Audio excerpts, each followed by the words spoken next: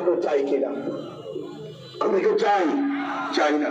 সুতরাং আমাদেরকে এবার শপথ নিতে হবে, এই বাংলাদেশকে আমরা আর কোন স্বৈরাচারের হাতে উঠিয়ে দেব না।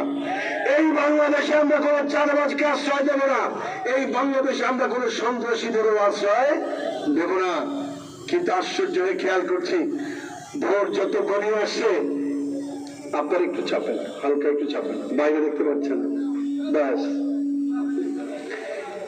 ভোটের দিন যত ঘনিয়ে আসছে, আমাদের বন্ধু প্রতিম একটি দল বাড়িতে বাড়িতে গিয়ে আমাদের জনগণকে হুমকি দিচ্ছে, তাই না? হুমকি দিচ্ছে, বলছে সেন্টারে যাওয়া যাবে না। থামো, বলছে সেন্টারে যাওয়া যাবে না। আবার বলছে সেন্টারে যদি যাও, ভোট কেন্দ্রে যদি যাও, তাহলে ভোট দেখাই দিতে হবে। আবার বলছে যদি যাও আর দাঁড়িপাল্লায় ভোট দাও, তাহলে দেখাই দেবো। বলছে না?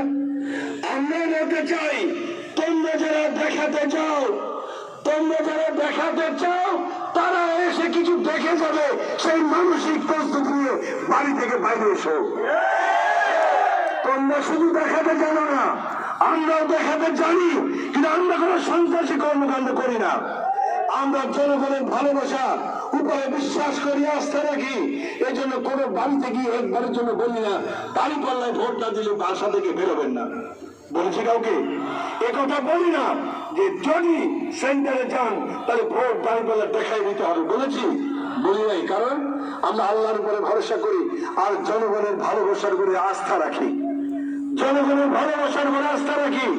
জনগণ যদি আমাদেরকে গ্রহণ করে, তাহলে পৃথিবীর কোনো শক্তি নাই যে আমাদের বিষয় ঠেকিয়ে রাখতে পারে। সম্মানিত ভাইরা, আপনারা বুঝে নেবেন, যারা হুমকি ধামকি দিচ্ছে, মূলত তাদের পায়ের তলায় মাটি নাই বলেই তারা ভয় ভীতি দেখিয়ে জনগণকে ভোট সেন্টারে যেতে বাধা দেওয়ার সৃষ্টি করছে।